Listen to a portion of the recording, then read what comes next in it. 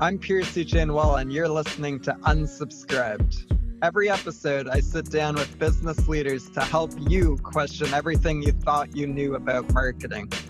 If you enjoy this show, please do subscribe and leave a review on YouTube or your favorite podcast player. Now, on to this episode. My guest today is Chris Chan. I first met Chris working with our accounting firm where he was on our account. I could tell immediately he was just the kind of guy who was super smart and that I could trust. And we managed to eventually get Chris on the NAC team as our controller, where he quickly proved himself and is now leading our entire finance department. Chris was instrumental in improving our financial maturity at NAC and helping us raise our Series A with Insight Partners. But that's a whole lot about business, Chris. And today we're actually going to be talking to him about some of his passions, namely hiking, rock climbing, and his latest expedition that he just returned from in Baffin Island. For those of you not familiar with Baffin Island, uh, in my words, I think it's basically the North Pole, but Chris can give us more insight into that. But it's far away from any real civilization. Chris and his friends spent 39 days exploring this remote part of Canada, seeing glaciers the size of shopping malls, climbing mountains, running rapids in an inflatable raft, and all while surviving some of the toughest conditions in the world. So, welcome to the Unsubscribe podcast, Chris. It's good to have you. You know how to flatter, Pierce. You know how to flatter. Thanks for having me. so, so yeah, absolutely. It's I'm very happy that you came back from this trip. Um, but maybe we start, at the beginning. Where did this trip? How did it come about? How did you end up in Baffin Island? Yeah, so as Pierce mentioned, I started with NAC in like 2019, and probably the ballsiest move of my career was 1 month into starting work at NAC. Pierce and I were working on a potential M&A transaction, and my buddy, who was in New Zealand at the time, called me and he goes, "Hey, do you want to go climbing in Baffin Island?" And I sort of was like, "Yeah, right, sure, yeah, of course I want to go climbing in Baffin Island." He was like, "No, no, like we can go climbing in Baffin Island." Like, what? That's ridiculous. And so he had basically been tagged into this like New Zealand expedition to go to Baffin Island because his roommate in New Zealand was running it. And he basically asked, "Is like, well, I'll go, but I want to bring my own climbing partner." And so he invited me. And so 1 month into starting a new job at NAC, I go up to Pierce in a hotel lobby right before meeting the people that were considering buying or doing this M&A transaction. And I'm like, "Hey, can I know I just started, but like, can I take like 6 weeks off next summer?" And Pierce's conditions for that remained the same throughout. He says, "You can go, but there's two rules. You have to come back, and it can't all burn down while you're gone." Um, Well, I and think you checked both of those boxes. yeah, we did it. We did it. I don't think it. I think it all would have burned down if I had actually gone in 2020, but instead the entire world burned down instead. So Mac Oh, survived, there but you the go. world burned down.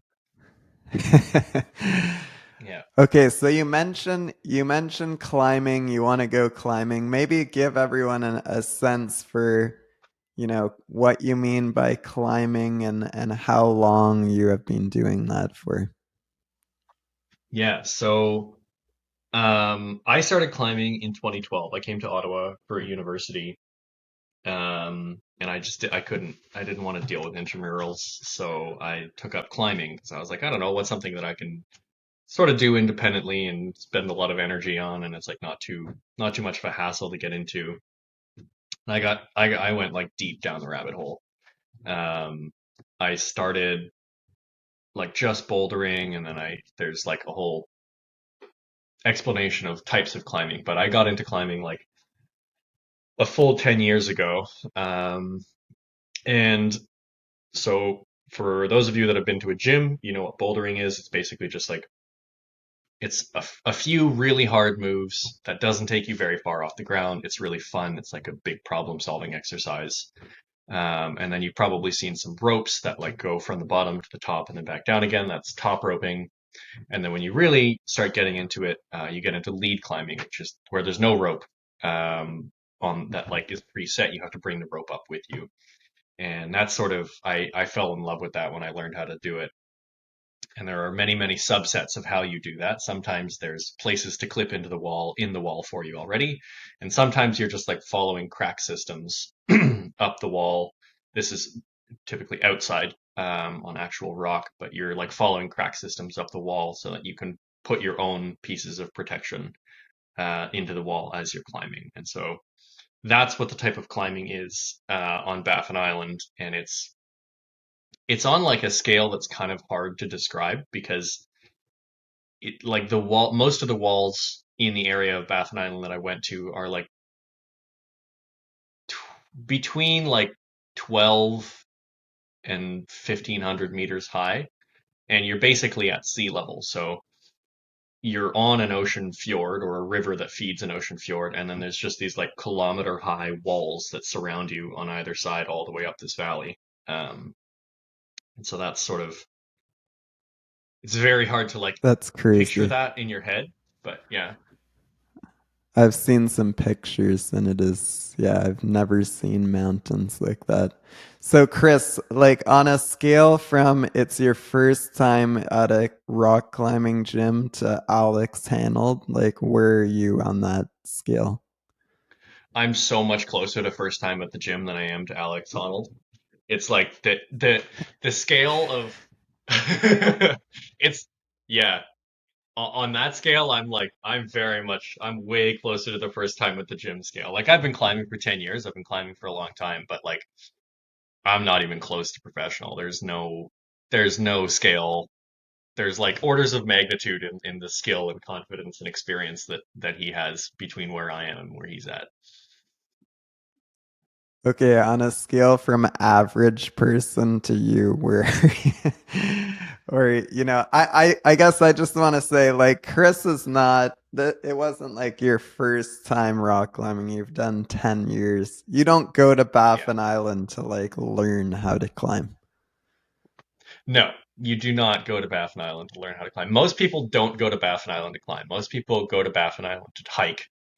Um, and we did a lot of hiking. We did a shit ton of hiking, but it's really, we went there to try and climb stuff. And partly just because of how remote it is. Like you don't like you if you have an accident climbing in like Squamish or something like that, like there's a search and rescue team that operates out of Squamish and they can have a helicopter above you in like 30 minutes. If you have an accident rock climbing in Baffin Island, you're lucky if anyone shows up in under a week.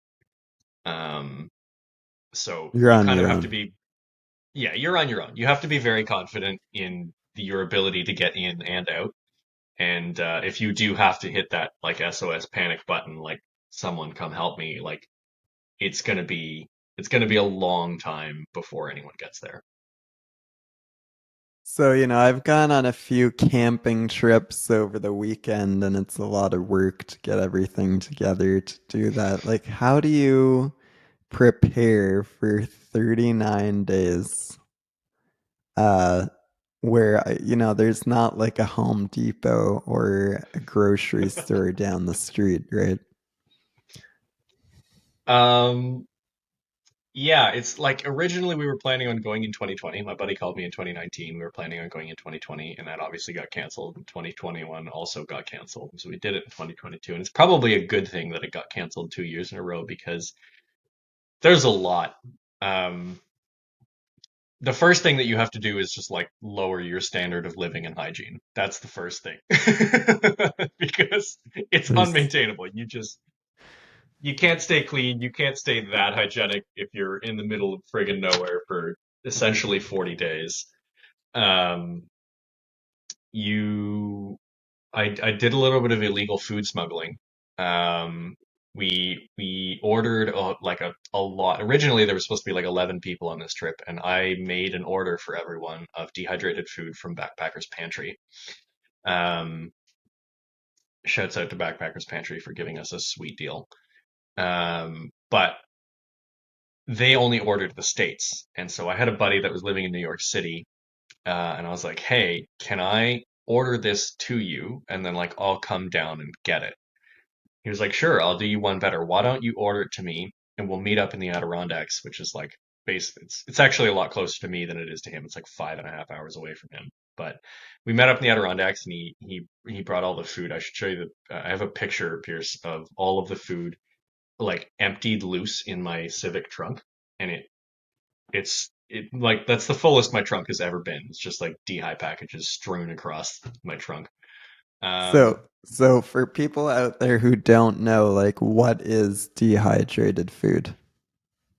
yeah, so when you go camping for a really long time, or when you just like go camping and you couldn't be bothered to like prep all of the food at your house, um, you can buy packages of like prepared meals, and they're decent meals. You know, we had pad thai and stew and curry and fettuccine alfredo, but they basically make it and then they put it in this giant machine that just sucks all of the water out of it, and so it turns into this really lightweight, compact package that they vacuum seal and put in a bag. And then all you have to do is boil water and put it into the bag, and you have a meal. Um, and so that was the primary source of all of our food. Like I would say that was probably, I'd say that was probably at least 40% of our calories was just like Hmm. dehydrated dinners, maybe another 20% from dehydrated breakfast. Um, but yeah, I smuggled like probably $4,000 of dehydrated food from the Adirondacks back to Canada and never told anyone about it. So, Canadian Border Services, if you see this, and this is all a joke. um, Yeah, I don't know if they're tuning into the unsubscribed podcast, but if they need any email marketing help, let us know. Um, as you're saying this, I'm feeling like I wish I knew about this in university because that was a horrible cook. Like, how is the taste of this it's compared to actually making a meal? okay. So, I will say that I've never eaten one in my house. So, Okay. there is a delineation of how good food tastes when you've been walking for 10 hours and how good food tastes when you're being a lazy couch potato in your house. Like the quality of food has to be significantly higher for me to be like, damn, that was great on my couch than it does out there. So I think they're great. Some of them are better than others, but I think they're all really good. And so you had this food for, two people for 40 days. Like that has to be a ton of food. How much does that weigh? Like how do you carry it all? With difficulty. So we had, for those of you that have ever been like canoe camping or anything like that, if you know those like big blue plastic, um, they're called expedition barrels or food barrels, but um, they're basically pretty much waterproof barrels. And ours were 60 liters. You can buy 30-liter ones or 60-liter ones, and we had two of those. And when they were fully loaded up, we didn't actually like weigh them to a T, but best guess they weighed about 80 pounds each. So we had 160 pounds of food. And then on top of all of the food, we had all of our climbing gear and paddling gear and camping gear and hiking gear. And that also weighed about 80 pounds per bag. So we had four bags in total that all weighed 80 pounds. Holy smokes. And two people. And two So people. I mean, you're the accountant. My math isn't that good, but that's like 160 pounds a person. Yeah, yeah, not good. To Okay, anyone who so was ever you're up planning there. on You don't going on an have like a expedition. pickup truck. So yeah, so you don't have like a truck carrying this stuff around. So carrying all of this? Yeah. You pick it up and you put it on your back and you probably yell a little bit to get it onto your back. 'Cause it weighs a shit ton. And then the really dumb thing is that when you have two bags per person, every step you take, you have to take it three times, right? So you go from point A to point B, you put down the bag, and then you walk back to point A and you pick up the other bag and you walk back to point B. So you do every step that you take three times. Wow. And was that always your plan to carry everything? No, so without COVID, what you can do is you can send a lot of you can send all the climbing gear, but most of the paddling gear, most of the food, you can send it up to a guy in the town that you leave from called Pangnirtung. Um, and you send it up to him in like February, and basically he puts it on a snowmobile. He gets a snowmobile and a sled out, and he sleds it like 30 kilometers into the park, and then he geotags it and he just leaves it there. Um, and then when you go up in like June or July, you basically just go up and find your cache, and you only have to bring like a week's worth of supplies. You don't have to bring any of your climbing gear. You don't have to bring any of your paddling gear. Like a lot of the stuff that weighs a crap ton, you just don't have to bring because it's already been up there. Um, but when we were thinking about this round three for 2022, we had no idea if COVID um, was going to go into round or the 27th wave, whatever it was by then. Um, so we kind of just were like, you know what? Rather than risk sending like $10,000 of gear worth to sit up under the snow up there, um, let's just carry it because that way, if COVID does happen, we haven't like lost all of our gear for 2 years, which made for a very difficult hiking trip. Wow. Okay, cool. So, I mean, paint the picture for us. You've prepared everything, got all your food, all of your equipment. You land in Pangerton, and then you guys just go. Like, do you have to check in with anyone, or you just kind of go on your way?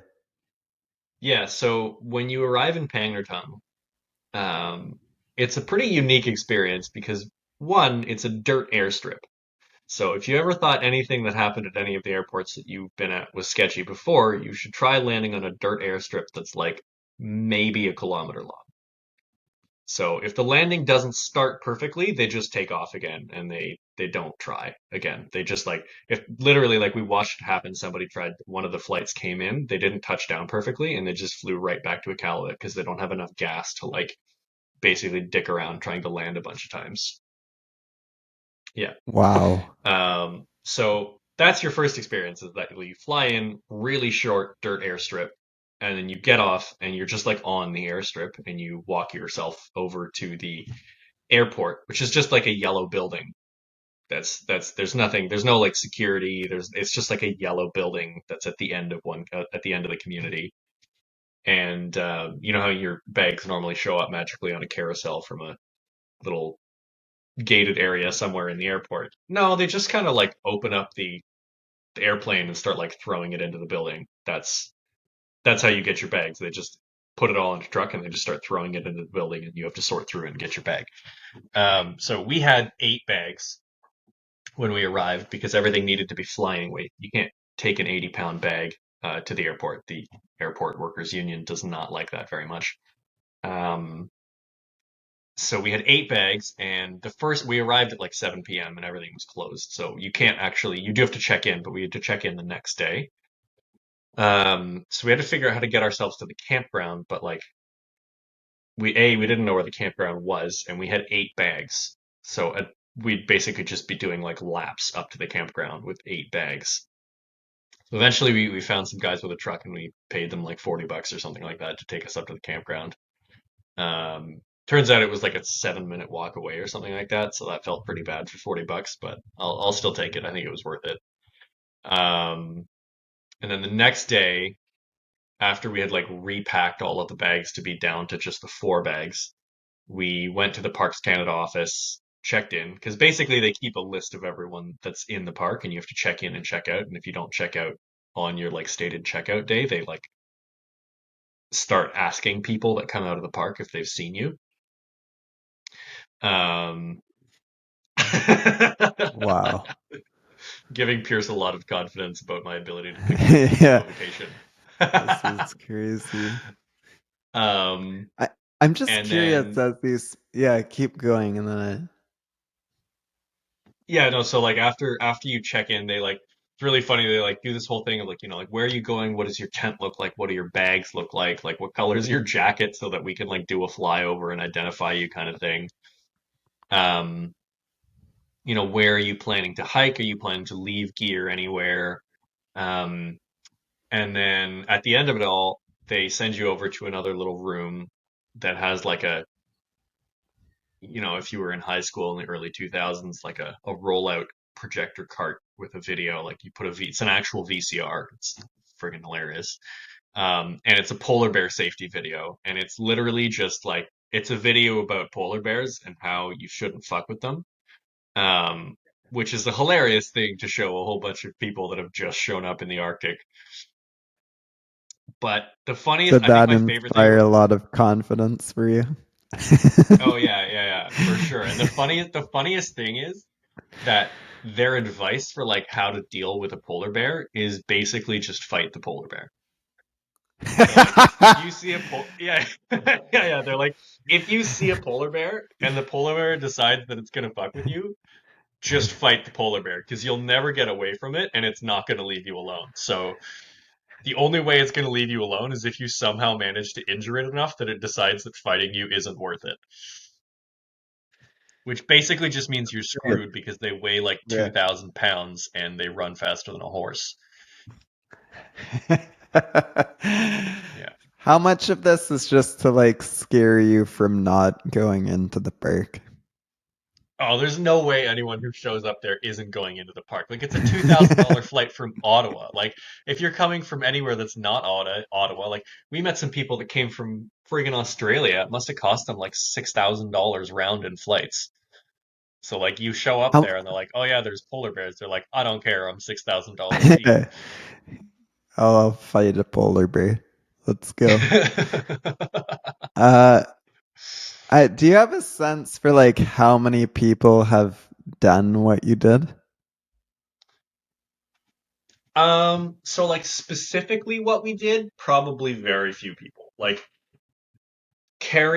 doing there's a term called like clean ethics or self-supported, and I don't know, there's a whole bunch of like debates about this in the climbing world for within like the expedition subset of the climbing world. But what we did was as close to clean ethics or self-supported as you can get because we essentially the only part that wasn't self-supported was the original like water ferry into the park.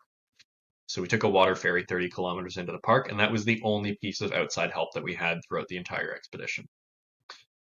So we carried 160 pounds per person, 35 kilometers into the park. We paddled across some lakes, paddled back across those lakes, walked it all the way back out, and we also paddled all the way back out to Pangnirtung. So most people that go to Baffin Island trek. So of the like, let's say 100 people that visit this national park per year, we'll say that 90 of them are hikers. Okay, so you have 10 climbers now, and most of those climbers probably took, I mean, in a non-COVID year, they probably sent a cache up in February. So now all of their gear's already there. So it's not self-supported from the get-go. They're probably taking a boat in and a boat out. Um, and most of them aren't stupid enough to try to go all the way to the center of the park. So we what we wanted to climb was a set of peaks that we couldn't find any documentation about. We had basically looked at the topography on Google Maps, CalTopo, and a couple of other like satellite imaging softwares. And so we found some like top-down images, but there's no real like documentation about these peaks if anyone's ever climbed them. And which is all fine and dandy, except that they're 35 kilometers into the park, which means that, as I said, you have to walk it 3 times just to get there. So now you're 105 kilometers of hiking in before you even try to climb anything. Um, so, in terms of people doing self-supported with all of their climbing gear and paddling gear all the way to the center of the park, I would say very, very few people have tried that. We also had the unique ability of like my buddy Ollie's really good on glaciers. Like he's on ski patrol. He does a lot of ski touring out west. He's in the Rockies in Golan, BC. So he's really comfortable on glaciers, and I've done a bunch of whitewater paddling around Ottawa and Quebec, and so I'm relatively comfortable on whitewater. So we sort of had the skills between the two of us to navigate, in theory, all of the terrain that was up there, right? Like we can both hike, we can both climb. He's really comfortable on glaciers. I'm pretty comfortable on whitewater. And so between those four subsets, you kind of have all of the different terrain that you come up against in Baffin. Um, and so in terms of people doing like self-supported, also I only know of one person who's actually run the Weasel River, which is the river that runs south from the center of the park. And he's a professional kayaker, and he did it in a 12-foot kayak. Um, we didn't run the entire river, full disclosure. We like walked some of the gnarlier sections, but we ran a lot of it in a pack raft that weighed 600 pounds. I mean, that's pretty cool to say that, you've done something that like maybe a handful or dozens of people have ever done. Yeah. Um, so yeah, you had told me an interesting story about your pack raft and all of your gear that I feel like would be good to share here Oh, you in mean the part terms where of we like yeah, like when you the part first where we set it flipped up it over? or when you first set it up with all of your equipment. Oh, yeah. So when we first got to Bath, when we first got into the park, we took the water taxi in, got dropped off, and the plan was to put all the gear in the boat and then drag it up the river. Because in theory, in my head, for whatever reason, that would be easier than trying to just like put it on your back and carry it up. Um, but we showed up with all the gear, and then we realized that we had never actually like tried to put all of the bags on the raft before. Like we'd never tried to actually load the raft up with all of our shit.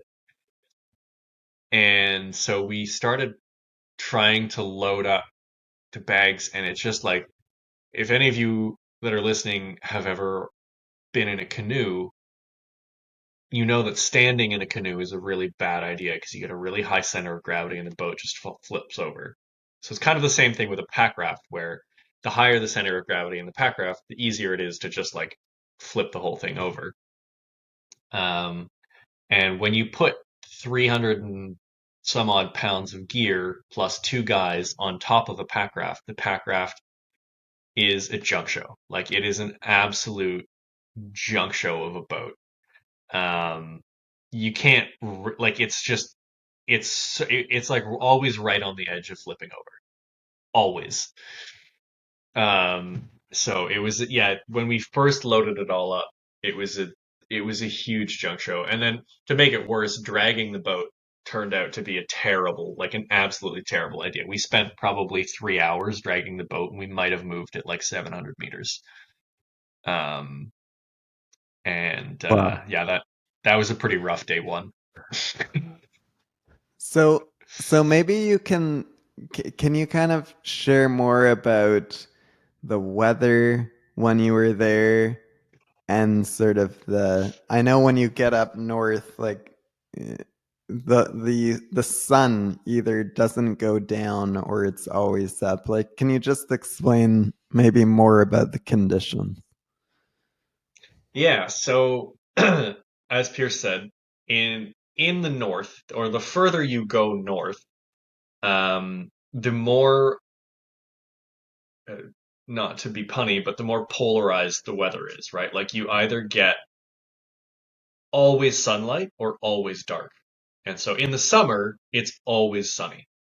The sun doesn't, if the sun goes down, it's sort of like it's just below the horizon, but it's still bright out. You can still see just fine. It sort of feels like dusk in Ontario. But it's just like, the sun will go down at 2 a.m. and then it'll come back above the horizon at 4 a.m. So it's always sunny, um, with the asterisk that it's always sunny when it isn't cloudy. Um, so we, it makes sleeping really hard when it's really sunny because your brain has like a natural hormonal cycle that's literally triggered by a lack of light. And so when it gets dark, your brain starts releasing chemicals that says, okay, it's sleepy time now. And that never happens up north. And so your sleep schedule, like we had several days where we were going to bed at like 6 a.m. And you just have like no idea Wow. what time it is. Yeah. It's a disaster. You're like, oh wow, that was a really big 18-hour day that we started at noon. Um, and so yeah, the days it gets very, very bizarre. Um, And then the other thing is that there's a guidebook that's written for the Arctic. A professional climber named Mark Sinnott did a whole bunch of research on the routes that had been put up in the Arctic and like who put them up and where. And he did a really good job assembling this book. Um, and so I bought this book back in 2019 when I realized that we're going, and I sort of read it pretty meticulously cover to cover. And at the beginning of the book, it talks about the environment and what it's like. And one of the first sentences in this, he starts talking about the weather, and he goes, "Baffin Island is a polar desert." And I read that, and I was like, "Oh, sweet." Like the temperature is going to be like pretty low. Like 5 to 7 degrees. That's really good climbing temperature.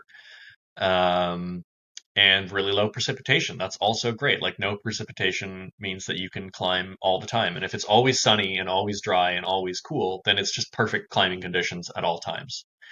Um, and I then proceeded to stop doing any meteorological research about Baffin Island at all. So it turns out that Mark Sinnott may or may not be a filthy liar, or climate change has severely changed how this works. But it rained at least part of the day, I would say, on probably like 35 out of the 39 days that we were on Baffin Wow. Island.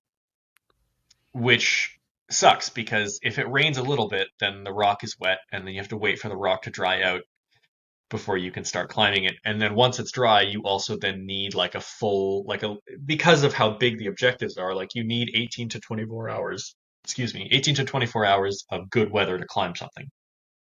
But there's no way to forecast the weather in this valley because it's basically just a weather trap. Like the actual you can get a forecast, like a GPS forecast for the area, but it doesn't reflect the actual conditions in the valley that you're in. And so it can be like blue skies and sunny at 3,500 feet, which is what most forecasts are done for. But within the valley that you're in, it's just like complete cloud cover and fog, and you can't see anything, and everything's wet.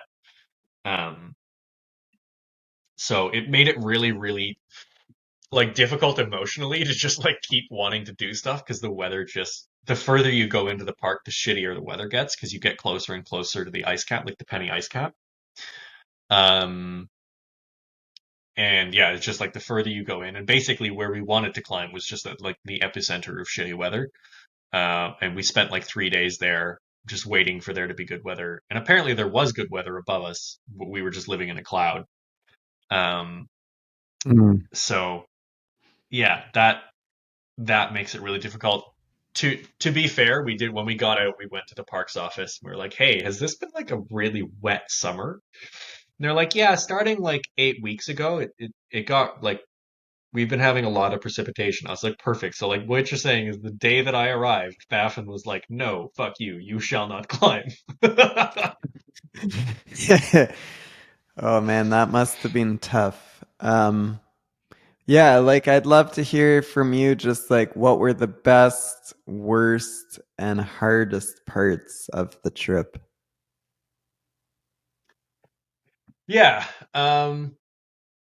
We'll do that in reverse order. So I think the hardest part of the trip was sort of just the relentless nature of it, right? Like it wasn't that I couldn't do it, right? Like I can lift an 80-pound bag and hike 10 kilometers with it. Like that is a thing that physically I can do. But when you have to do that every day, it really, really starts to hurt. And you can't go like when we're out there, you can't go anywhere without doing that, right? Like you have, if you want to start moving down valley, start going towards home, you got to pick up your 80-pound bag and start hiking it towards home, and there's no way around that. Um, and I think that combined with the weather, like, it's one thing to do hard physical labor when it's like 8, 9, 10 degrees and sunny, a little breeze, whatever. It's another thing to do it when it's 3 degrees and raining. Um, and a lot of the time it was 3 degrees and raining. So I would say that that was the hardest part about it, was just like sort of the relentless nature of always having to continue going. Like there's no, you just have to get up and do the hard thing every day. Um, I think the worst part for me, one of the worst parts for me, it was like 10, it would have been like 13 days in. We were arriving at the furthest point in that we were going to hike. Like after we got to that point, we were going to load up the boat and paddle across some lakes. Um, but this would have been probably 13 day 12 or 13. We had taken 2 rest days in 12 or 13 days, so 10 days on and 2 days off, let's say. Um, and I guess there's an added bit of context to all of this that really matters, is that last August I broke my heel. Um, So hiking with 80 pounds sucks. Hiking with 80 pounds on a heel that doesn't like it when you walk, even when you're not carrying 80 pounds, sucks even more. Um, which is my own idiocy. This isn't like a hard man brag. Like, definitely don't ever do that. It's just like my own idiocy of like, I will go on this trip, and because I can walk, I'm going to do it. Um, but the last like kilometer and a half to that location, I was limping super aggressively, and there isn't really like a good path or trail. There's no like developed trail in Baffin. It's essentially like a goat path that's been developed by 50 people walking over it once a year. And a lot of it's loose rock, and so it's not very stable. So you're always having to stabilize, and when you're limping and you have a weak foot, you slip a lot. And I fell over like a bunch of times. My foot, like I could feel my heartbeat in my foot. Um, and I think at some point I sat down and just started crying because I was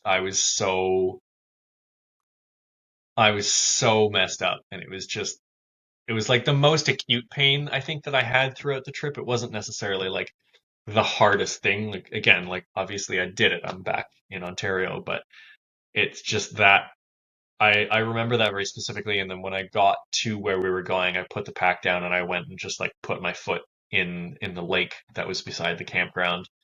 Um, because obviously I don't have ice packs, but one of the very few perks of being in the Arctic is that all of the water is glacial water, and so it's basically you just like put your foot in the water, and that is essentially putting it in an ice pack. Um, and I left it in there until my foot was like completely numb. Um, but yeah, Wow, that was it's pretty brutal. intense. Um, I think the best part, I don't know, that's hard to pick. There's a few things like we I'm gonna pick three. So the first one, we'll do them in like chronological order. After we crossed those lakes, we camped at the base of a mountain called Mount Alvet for a few days, and then The peaks that we wanted to go and look at that we didn't have any documentation were just up a glacier, um, just up. They're like 6 kilometers up this glacier. Um, and so we like racked up all our gear and we went to go look at them. We sort of just like, you know what, screw it. If we can't get a good weather window, let's at least go look at them. And so we got all of our gear put up together and we went up there. And as we were hiking up the glacier, we sort of realized that it was actually a beautiful day and we were just like stuck in a cloud at lower elevation. And so coming out above the cloud and then like seeing these mountains that we had been planning on climbing for 3 years, getting out of the cloud, realizing it was nice weather, that was just a really, really cool experience. And we ended up hiking something like 12 kilometers down this glacier um, to the end of it. So that we hiked to the end of the Norman Glacier up to a high point, and from the high point of that glacier, you can see all the way down deep into the Penny Ice Cap. And the Penny Ice Cap is basically Canada's last remnant of the Ice Age. Um, and it's just this like massive, massive area um, that's just like several 100 meter thick ice, which is super, super cool. And it's just littered with peaks that stick through the ice. So it's a really cool landscape, and it's not a landscape that I expect that I will ever see again in my life. So that was thing number one. Thing number two was being able to run parts of the Weasel River on the way down. So on the way out of the park, we decided that we wanted to use the packraft to run down parts of the Weasel River, or as much as we could. Um, and it was just such a refreshing pace change of like the slog of putting an 80-pound bag on and walking up and then going back down to get the other bag and walking back up again to just like shove all of the stuff into the boat. We figured out how to pack the boat way better, but um, shove all the stuff in the boat, put it on the river, and just like run some whitewater. That was, I mean, some of it was pretty low consequence. Other parts of it were not as low consequence. But it's so much faster. Like we did probably what took us 4 days to hike, we went down in like 6 hours. Um, Wow. Yeah, that so that was must have super been fun, satisfying. super super satisfying. And then the last thing was we managed to climb a super famous peak. Anyone who's been on a Zoom call with me in the past like year has seen it as my Zoom background. It's called Mount Thor, and it is the world's largest naturally existing vertical drop. So it's about a 1,200-meter vertical drop down the point of this peak. And we didn't climb the vertical part. And we had a really beautiful like 36-hour weather window. We're dried out, and then we had 24 hours to get up and down it in essentially fully bluebird conditions, and that was amazing. It's a stunning place to be. It's just like a ridiculous.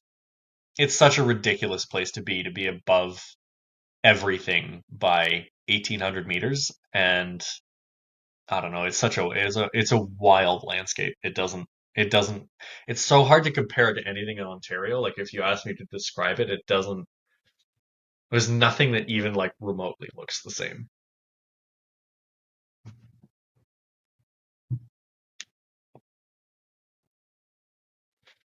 Amazing.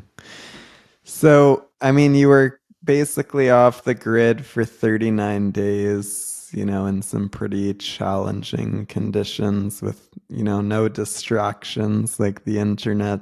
I learned What that did you learn about yourself? I'm not as like in climbing we call them like hard men. Like I'm not they're basically just like people that are really good at being in those conditions, really good at dealing with like constant physical hardship. And for a really long time, I think that was like sort of part of my identity was like, oh yeah, I'm kind of this like hard man who's can like go out and do crazy shit. And I realized that I'm super not, at least not to the extent of like the people that I was with. Right. I understand that there's a whole range of people on this scale, but like the people that I knew that were on the island at the same time, I was definitely like the softest of all of them. And that was really hard to come to terms with, to be like, wow, I do not thrive on this. Like, I can do some part of this and I can do it. It's just I don't enjoy doing it when it's this difficult. Um, and that was, yeah, that was like a real, it was a real identity crusher to like have to Hmm. actually face the music on that one and realize that it's just like, yeah, you're probably just not going to enjoy the rest of the strip because, it's not that there weren't moments that I was like, wow, this is really fucking cool. But like broadly speaking, a lot of it just turned into like, okay, Chris, you have to do this because if you don't do this, you can't get home. So I would say that was like it's kind of depressing, but it sort of turned into one of my major motivators. Is just like, you Well, have to do this to get home. So put the fucking bag on and let's go. Um, yeah, hmm. Yeah, yeah. Well, good for you for doing that. I think you you made it home where I think a lot of a lot of people people would have been wouldn't smart have. enough to So just not go. it's very impressive. Okay, let's. Oh dear. Yeah. Well, and you Yeah, didn't no, see we any didn't see any polar polar bears. I bears. know Very everyone glad we asks didn't see that any polar question bears. because you It's came home. No one of those things. So like encounters. we started to learn more and more about polar bears, and it turns out that there actually hasn't been a polar bear in the park for like 10 years, or on the south side of the park for like 10 years. And really, the only reason that a polar bear would ever be that far Hmm. inland is like the hunting on the ice is so bad that they've decided to come really far inland. And at that point, the bear is so hungry that if it moves and it can catch it, it will eat it. So basically, if you see a polar bear that far inland, you're gonna die. That's basically the end of the story.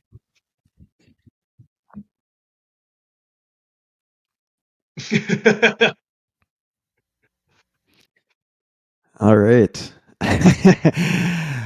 Yeah, yeah, there you go. That should be on the VCR Yeah, yeah. tape that they show you. Or I guess you could try and fight it off still. Um, just bring Chuck Norris with you, you'll be fine. All right, this is the Uh-oh. rapid fire section of the podcast. We'll switch gears a little bit. I don't have any survival questions in here, so they should be easy, Chris. But what's one marketing trend you would Oh God. Marketing unsubscribe trends I would from? unsubscribe from. Getting cold called. I would unsubscribe from getting cold called. I know you can't, but I would like to.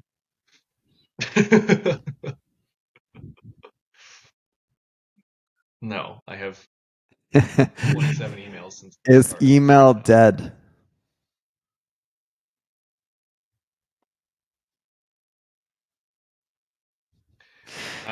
Well, I we rock talked a climb, lot I about whitewater this, but what kayak, do you do for I fun? hike, and I stress my boss out for fun.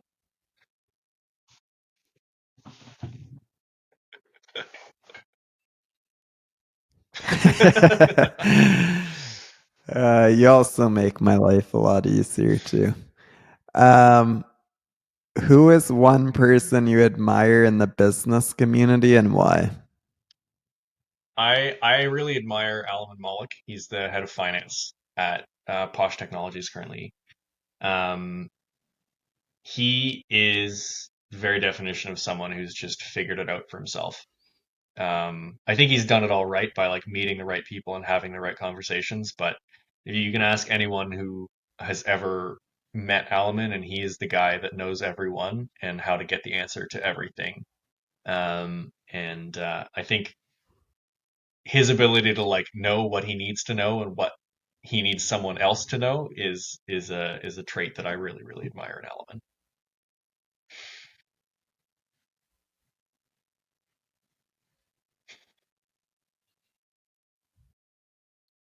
Shout out Solomon.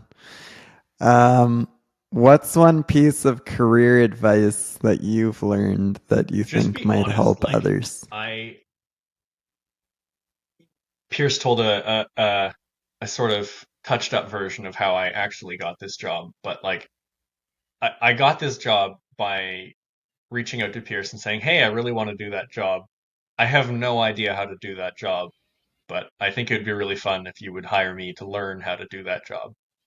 And you have to have a certain level of technical know-how and all of that. But I think that more and more in the business world, there's a lot of disingenuous communication of like people trying to be things or know things or present their product as something that it's not, um, or selling a feature that doesn't actually exist. And I think when you are really honest with people saying, oh, actually, we don't do that, or I don't know how to do that, um, I think that resonates with people a lot more than pretending to be everything to everyone.